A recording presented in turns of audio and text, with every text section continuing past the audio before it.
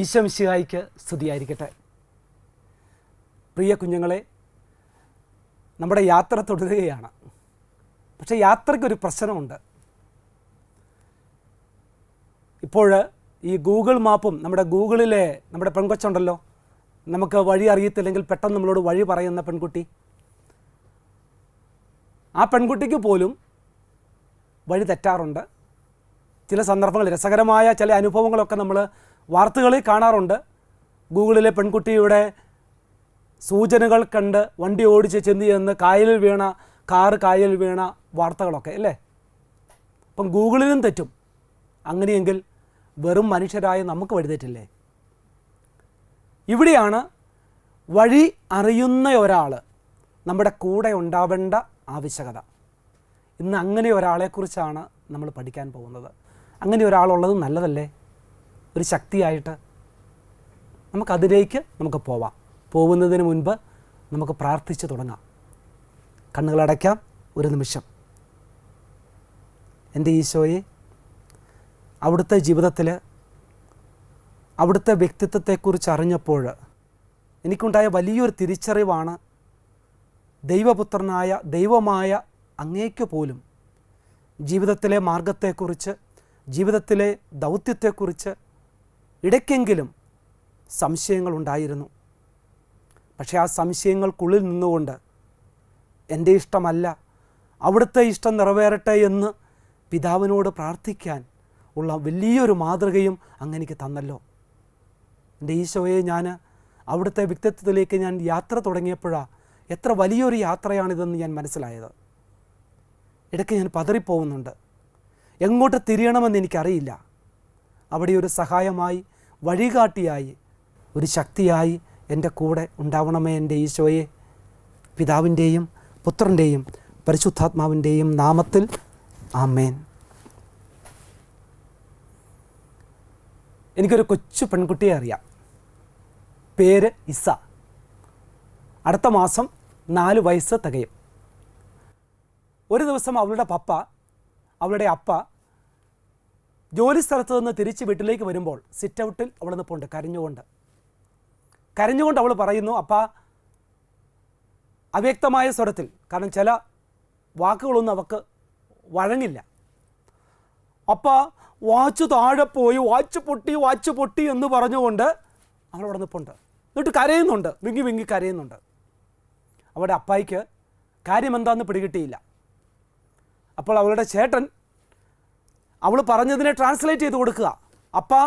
Isa അപ്പായുടെ watch എടുത്തു, watch അവൾ താഴെയിട്ടു, വാച്ചിൻ്റെ chain പൊട്ടിപ്പോയി. അവൾ വരുത്തിയ ആ നഷ്ടത്തിൻ്റെ വില എന്താണെന്ന് അവൾക്കറിയില്ല.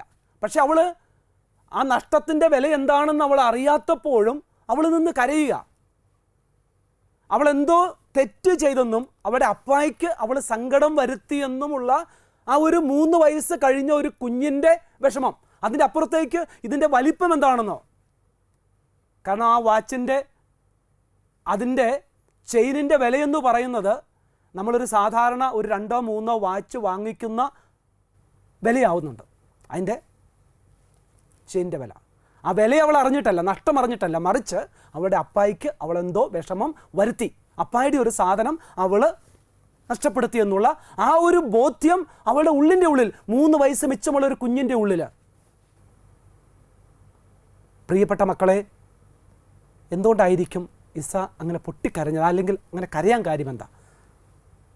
കാരണം ഉള്ളിൻ്റെ ഉള്ളിൽ നിന്ന് അവളോട് പറയുന്ന ഒരു സ്വരം, നമ്മൾ ആ സ്വരത്തിനെ എന്ത് വിളിക്കും? മനസാക്ഷി എന്ന് വിളിക്കും. ഓരോ മനുഷ്യ വ്യക്തിയിലും അവൻ്റെയും അവളുടെയും ജന്മത്തിൽ ഉരുത്തിരിഞ്ഞു വരുന്ന ആ ഒരു സ്വരം നമ്മുടെ സഹയാത്രികനോ സഹയാത്രികയോ ആയിട്ട് മാർഗത്തിൽ നമ്മുടെ കൂടെ ഉണ്ടാവുന്ന വ്യക്തി, ആ മനസാക്ഷി. ഇന്ന് നമ്മൾ പഠിക്കുന്നത് മനസാക്ഷിയുടെ സ്വരത്തെക്കുറിച്ചാണ്. എനിക്കപ്പോൾ പരിചയപ്പെടുത്താൻ മറ്റൊരു വ്യക്തി കൂടെയുണ്ട്. ഒരുപക്ഷെ നിങ്ങളൊക്കെ നിങ്ങളുടെ ഇടവകയിലെ യുവജന സംഘടനയിലെ അംഗങ്ങളാണ്. യുവജന മധ്യസ്ഥനായ തോമസ് മൂർ, ഹെൻറി രാജാവിൻ്റെ വിശ്വസ്തനായ പ്രധാനമന്ത്രി, ലോർഡ് ചാൻസലർ, ക്രിസ്തീയ വിശ്വാസത്തിന് വിരുദ്ധമായിട്ട് തൻ്റെ ഭാര്യയെ ഉപേക്ഷിച്ച് മറ്റൊരു സ്ത്രീയെ വിവാഹം കഴിക്കുന്നതിനെ അനുകൂലിക്കാതിരുന്നതിന് സ്വന്തം ജീവൻ ബലി കൊടുത്ത ദൈവത്തിൻ്റെ വിശ്വസ്തനായ ഭൃത്യൻ മരിക്കുന്നതിന് മുമ്പ് അദ്ദേഹം പറഞ്ഞ വാക്യമാണ് ഇവിടെ നിങ്ങളുടെ മുൻപിൽ ഈ സ്ക്രീനിൽ തെളിയുന്നത്. I die the king's good servant but God's first. ഞാൻ രാജാവിൻ്റെ നല്ലൊരു വിശ്വസ്തനായ ഭൃത്യനായിട്ട് ഞാൻ മരിക്കാൻ പോവുക. പക്ഷേ ഒന്നാമതായിട്ട് ഞാൻ ദൈവത്തിൻ്റെ ഭൃത്യനാണ്. കാരണം എൻ്റെ മനസ്സാക്ഷിയുടെ കോടതിയിൽ നിന്നുകൊണ്ട് മനസ്സാക്ഷിക്ക് വിരുദ്ധമായിട്ട് എനിക്ക് ചെയ്യാൻ പറ്റില്ല. തോമസ് മൂർ പറയുകയാണ്, എൻ്റെ മനസ്സാക്ഷി രൂപപ്പെട്ടിരിക്കുന്നത് ക്രിസ്തീയ വിശ്വാസത്തിൻ്റെ അടിസ്ഥാനത്തിലാണ്. ആ മനസ്സാക്ഷിക്ക് വിരുദ്ധമായിട്ട് എനിക്ക് ചെയ്യാൻ പറ്റില്ല. പ്രിയപ്പെട്ട മക്കളെ, ഇതുപോലുള്ള ഒരു സ്വരം നമ്മുടെയൊക്കെ സഹയാത്രികനോ സഹയാത്രികയോ ആയിട്ട് നമുക്ക് തമ്പുരാൻ ജന്മത്തിൽ തന്നിട്ടുണ്ട്. ഇന്നും കഥ ഇത് കുറേ അതായത് 16-ാം നൂറ്റാണ്ടിൽ നടന്ന ഒരു സംഭവമാണെങ്കിൽ ഇന്നും ഇത് തുടരുന്നുണ്ട്. കാലവും സ്ഥലവും വ്യക്തികളും ഒക്കെ മാറുന്നതേ ഉള്ളൂ. 2018 ഈജിപ്തിലെ കോപ്റ്റിക് ക്രിസ്ത്യൻസ് 21 പേരെ വിശ്വാസത്തിന് വേണ്ടി കൊല ചെയ്തതിൻ്റെ ദൃശ്യങ്ങളാണ് നിങ്ങൾ ഈ കാണുന്നത്. അവരും തോമസ് മൂറിനെ പോലെ പറഞ്ഞു, ഞങ്ങളുടെ വിശ്വാസം സ്വന്തം ജീവനെ തൃണവൽക്കരിച്ചും ഞങ്ങളുടെ വിശ്വാസം കൈവിടാൻ ഞങ്ങൾ തയ്യാറല്ല. കാരണം മനസ്സാക്ഷിയുടെ സ്വരത്തിന് അവർ ചെവി കൊടുത്തു, ജീവൻ കൊടുക്കുക ചെയ്യുന്നത്. അങ്ങനെയെങ്കിൽ എന്താണ് ഈ മനസ്സാക്ഷി? കുഞ്ഞിസായെ അവളുടെ അപ്പായിക്ക് നഷ്ടം വരുത്തി, അപ്പായിക്ക് വിഷമം വരുത്തി എന്നുള്ള ചിന്ത കൊടുത്തതുപോലുള്ള ആ സ്വരം, അതെന്താ? അത് മനസ്സാക്ഷി എന്ന് നമ്മൾ വിളിക്കുന്നത്. അത്ര മാത്രമേ ഉള്ളൂ. മനുഷ്യ മനസ്സ്, മനുഷ്യ വ്യക്തിത്വം, ഓരോരുത്തരുടെയും എൻ്റെയും നിങ്ങളുടെയും ഒക്കെ വ്യക്തിത്വം നന്മയിലേക്ക് തുറന്നിരിക്കുന്നതാണ്. നന്മയെ സ്നേഹിക്കുന്നു, നന്മ ചെയ്യാൻ ആഗ്രഹിക്കുന്നു. നന്മ ചെയ്യണമെന്നും തിന്മ ചെയ്യരുതെന്നും പറയുന്ന ഒരു സ്വരം നമ്മുടെ ഉള്ളിലുണ്ട്. നന്മയുടെ പ്രചോദനങ്ങൾക്കൊത്ത് ചരിക്കുവാൻ നമ്മെ പ്രേരിപ്പിക്കുന്ന ഒരു സ്വരം.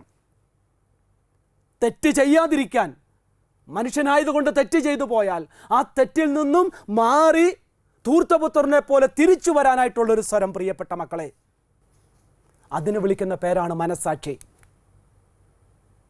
നമ്മൾ ഇടയ്ക്കൊക്കെ ഉപയോഗിക്കുന്ന പേരല്ലേ, എടാ മനസ്സാക്ഷി ഇല്ലാതെ പറയാതടാ, മനസ്സാക്ഷി ഇല്ലാതെ പെരുമാറല്ലടി, അല്ലേ?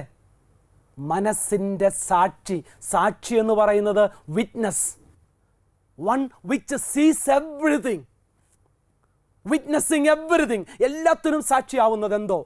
എൻ്റെ നടപ്പിനും എടുപ്പിനും, എൻ്റെ നന്മയ്ക്കും തിന്മയ്ക്കും, ചിന്തകൾക്കും വിചാരങ്ങൾക്കും വികാരങ്ങൾക്കും, ഞാൻ എന്തൊക്കെ കരുതുന്നോ എന്തൊക്കെ ചിന്തിക്കുന്നോ എല്ലാത്തിനും സാക്ഷിയായിട്ടുള്ള എൻ്റെ വ്യക്തിത്വം എന്ന് വേണേൽ പറയാം, തമ്പുരാൻ രൂപപ്പെടുത്തി തന്നിട്ടുണ്ട്. ഓരോ മനുഷ്യൻ്റെയും ആന്തരിക സ്വരമാ, ഉയർന്നു വരുന്ന ആന്തരിക സ്വരം, ഒരു ആന്തരിക ശക്തി കൂടിയാ. ദാ ഇവിടെ കാണുന്നത് പോലെ എന്നെ എന്തേലും പുറകോട്ട് വലിച്ചാലും കുതിക്കാൻ എന്നെ പ്രേരിപ്പിക്കുന്ന ആ ഒരു ആന്തരിക ശക്തിയാണ്. നന്മയും തിന്മയും വിവേചിച്ചറിയാൻ, നന്മയുടെ വഴിയിലിങ്ങനെ നിൽക്കുക, ഏത് വഴി എടുക്കണം, അങ്ങോട്ട് പോകണോ ഇങ്ങോട്ട് പോകണോ, അതുപോലെ തന്നെ തെറ്റ് ചെയ്യാതിരിക്കാൻ. ഞാൻ പറഞ്ഞതിൻ്റെ ആകെ ചുരുക്കം ഇതാ.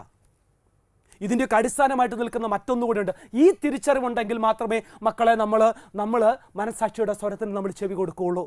ഇവിടെ ഒരു അപ്പനെ നിങ്ങൾ കാണുന്നുണ്ട്, ദേ കെട്ടിപ്പിടിച്ച് ഉമ്മ വയ്ക്കുന്ന, മകനെ ഉമ്മ വയ്ക്കുന്ന ഏതപ്പനാന്ന് നിങ്ങൾക്കറിയാം. കർത്താവ് ഈശോ മിശിഹ നമ്മുടെ മുമ്പിലേക്ക് വെച്ചു തന്ന ഒരു അപ്പൻ്റെ ചിത്രമാണ്, അല്ലേ? ധൂർത്തപുത്രൻ്റെ ധൂർത്തനായ പിതാവ്, സ്നേഹം തൂർത്തടിക്കുന്ന പിതാവ് എന്നൊക്കെ നമ്മൾ കേട്ടിട്ടുണ്ട്. എത്ര തള്ളിയാലും മാറോട് ചേർക്കുന്ന സ്നേഹത്തെക്കുറിച്ച്. പക്ഷെ ഇവിടെ ഞാൻ നിങ്ങളെ ഒന്ന് വ്യത്യസ്തമായിട്ട് ഇതിനെ കാണാൻ ഞാനൊന്ന് നിങ്ങളെ പ്രേരിപ്പിക്കുക. ധൂർത്തപുത്രൻ അവൻ പാപം ചെയ്ത് പോയിട്ട്, അവൻ നഷ്ടപ്പെട്ടു പോയിട്ട് അവൻ തിരിച്ചു വരുമ്പോൾ സ്വീകരിക്കുന്ന പിതാവിനെ കുറിച്ച് പറയുന്നു, അല്ലേ? അപ്പോൾ അവനൊരു സാധ്യതയുണ്ട്, തിരിച്ചു വരവിനുള്ളൊരു സാധ്യതയുണ്ട്. പക്ഷേ ഈ തിരിച്ചുവരവിൻ്റെ കൂടെ ഒരു തിരഞ്ഞെടുക്കലിൻ്റെ സാധ്യത കൂടെയുണ്ട്, അല്ലേ? ഇവന് തിരഞ്ഞെടുക്കാമായിരുന്നു, അപ്പനെ വിട്ടു പോകുന്നില്ലെന്ന് തിരഞ്ഞെടുക്കാമായിരുന്നു, പോവാനും തിരഞ്ഞെടുക്കാമായിരുന്നു. ധൂർത്തപുത്രൻ വിട്ടുപോവാൻ തീരുമാനിച്ചു, അല്ലേ? ഇനി ഒന്ന് തിരിച്ച് ചിന്തിച്ച് നോക്കിയേ. ഇങ്ങനെ അവന് സ്വാതന്ത്ര്യം ഉണ്ടായിരിക്കെ തന്നെ ഈ ധൂർത്തപുത്രനല്ല അപ്പോൾ അവൻ തീരുമാനിക്കുക, ഇല്ല, എൻ്റെ അപ്പനെ ഞാൻ വിട്ടു പോകുന്നില്ല എന്ന് തീരുമാനിക്കുന്നു. അതാണ് ഉത്തമ മനസാക്ഷി എന്ന് പറയുന്ന മക്കളെ. പക്ഷെ ധൂർത്തപുത്രൻ വിട്ടുപോയി, എന്നാ ചെയ്യും? വിട്ടുപോയിട്ട് അവൻ തിരിച്ചറിയുക, എൻ്റെ പിതാവിൻ്റെ ഭവനത്തിൽ ഞാൻ എങ്ങനെയായിരുന്നു, സ്നേഹമയനായ പിതാവ്, ആ പിതാവിൻ്റെ അടുത്തേക്ക് ഞാൻ തിരിച്ചു വരുന്നു. തിരിച്ചു വരവ്. മനസ്സിലായില്ലേ? വിട്ടുപോവാതിരിക്കാൻ തീരുമാനിക്കുക, വിട്ടുപോയാൽ തിരിച്ചു വരിക. ഇതിൻ്റെ അടിസ്ഥാനമായിട്ട് നിൽക്കുന്നത് ഇതാണ് മക്കളെ. മനുഷ്യൻ സ്വതന്ത്രന. ഞാനൊരു റോബോട്ടല്ല, ഒരു മെഷീനല്ല. റോബോട്ടല്ല, ഒരു മെഷീനല്ല. എൻ്റെ ഒരു മനുഷ്യൻ എന്ന നിലയിൽ എനിക്ക് ദൈവം തന്നിട്ടുള്ള, എൻ്റെ സൃഷ്ടാവ് തന്നിട്ടുള്ള ഏറ്റവും വലിയ ദാനമെന്ന് പറയുന്നത് എൻ്റെ സ്വാതന്ത്ര്യമാണ്. എൻ്റെ ദൈവത്തെ എനിക്ക് തിരഞ്ഞെടുക്കാം. ഇവിടെയാണ് ക്രൈസ്തവ വിശ്വാസത്തെ മറ്റു വിശ്വാസങ്ങളിൽ നിന്നും വേർതിരിക്കുന്നത്, വേറെ ചില വിശ്വാസങ്ങളും വേർതിരിക്കുന്നത്.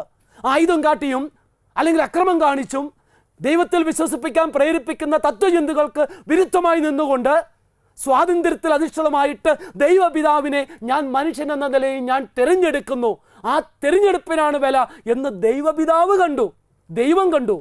അല്ലെങ്കിൽ ദൈവത്തിന് എന്നെ ഇങ്ങനെ സൃഷ്ടിച്ചാൽ മതിയായിരുന്നല്ലോ, അല്ലേ? ഇവിടെയാണ് ക്രൈസ്തവരായ നമ്മളൊക്കെ ചിന്തിക്കേണ്ടത് മക്കളെ. യുക്തി കൊണ്ട് ചിന്തിക്കണം.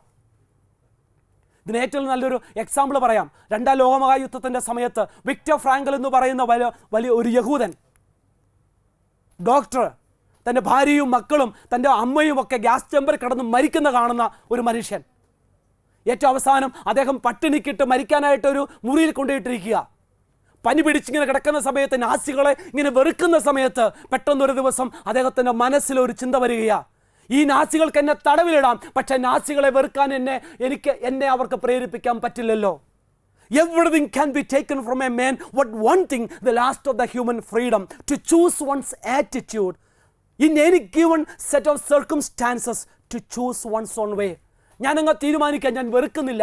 അവിടെ വിക്ടർ ഫ്രാങ്കൽ ജീവിതത്തിലേക്ക് തിരിച്ചു വരിക. അദ്ദേഹം അവിടുന്ന് കോൺസെൻട്രേഷൻ ക്യാമ്പിൽ നിന്ന് പിന്നീട് രക്ഷപ്പെടുത്തുന്നുണ്ട്. അദ്ദേഹത്തിനെ സഖ്യകക്ഷികൾ രക്ഷപ്പെടുത്തുന്നുണ്ട്. പിന്നീട് അദ്ദേഹം വർഷങ്ങളോളം ജീവിക്കുന്നുണ്ട്, ഒത്തിരി പേർക്ക് മാർഗദർശകമായിട്ട് സ്വാതന്ത്ര്യത്തെക്കുറിച്ച്. നന്മയിലേക്കുള്ള സ്വാതന്ത്ര്യം. എന്താണ് നന്മ?